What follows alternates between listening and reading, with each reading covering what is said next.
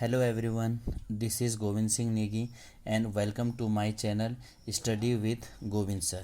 So student, today we are going to discuss the topics that is a macroeconomics.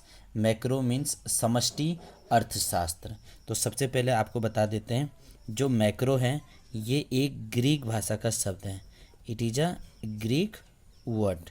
Greek word में इसे बोला जाता है MAKRO macro. Macro which means क्या होता है? बिग, लार्ज या एज ए होल के बारे में जहाँ पर बात किया था, जहाँ पर बड़े अमाउंट पे बात किया जाता है, सब के बारे में बात किया जाता है, होल अमाउंट पे बात किया जाता है, उसे बोला जाता है मैक्रो इकोनॉमिक्स. इसमें हम जब टूल्स की बात करते हैं, इसमें हम क्या क्या चीज़ों के बारे में पढ़ते हैं. तो जो हमारा मेन टूल्स है that is a aggregate demand के बारे में पढ़ते हैं. और एग्रीगेट डिमांड का मतलब हो गया एक साल में एक देश के अंदर जितना भी फाइनल गुड एंड सर्विस का डिमांड किया जा रहा है, जितना भी फाइनल गुड्स एंड सर्विसेज का डिमांड किया जा रहा है, मिल के डिमांड किया जा रहा है, तो उसे हमने क्या बोला? Aggregate demand.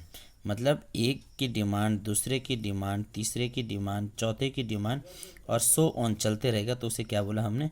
Aggregate demand. और जो इसकी दूसरी टूल्स है दैट इज एग्रीगेट सप्लाई.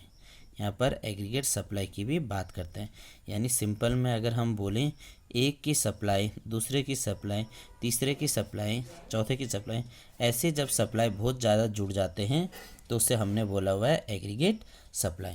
तो आपको याद रखना है कि जो इनका टूल्स है वो है एग्रीगेट डिमांड और aggregate supply. Very important point. It is also known as इसका जो अदर नेम है इसे बोला जाता है income and employment theory. That is called income and employment theory. पूछा जाता है कि मैक्रो इकोनॉमिक्स का दूसरा नाम क्या है, तो आप बोलोगे इनकम एंड एम्प्लॉयमेंट थ्योरी. क्यों इनकम एंड एम्प्लॉयमेंट थ्योरी है? क्योंकि पूरे देश की इनकम के बारे में बताता है. ये हमें बताता है कि कौन सी गवर्नमेंट की पॉलिसी क्या क्या है, जो इनका सेंट्रल रोल है, मतलब देश को कौन चला रहा है. जो सेंट्रल रोल की बात किया है वो है गवर्नमेंट चलाती है इसको. जो क्या है? गवर्नमेंट की पॉलिसी के द्वारा चलाया जाता है. और गवर्नमेंट की पॉलिसी को हम बोलते हैं फिस्कल पॉलिसी. गवर्नमेंट की पॉलिसी को क्या बोलते हैं? फिस्कल पॉलिसी बोला जाता है.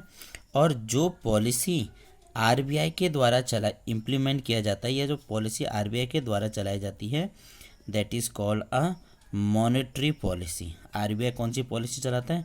मॉनेटरी पॉलिसी चलाता है.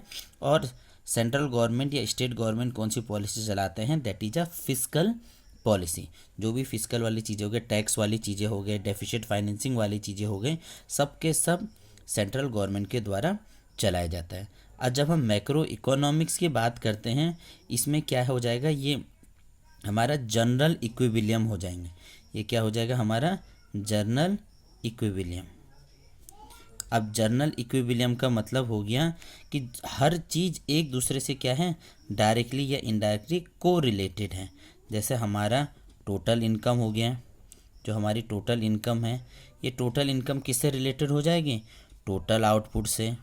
जितने भी हमारी टोटल आउटपुट वगैरह हो रखे हैं, जो टोटल आउटपुट है वो किससे रिलेटेड हो जाएगा? टोटल कंजप्शन से, कि कितने हमने कंजप्शन वगैरह कर रखा है. और जो टोटल कंजप्शन है वो रिलेटेड हो जाएगा भैया हमारी टोटल सेविंग से.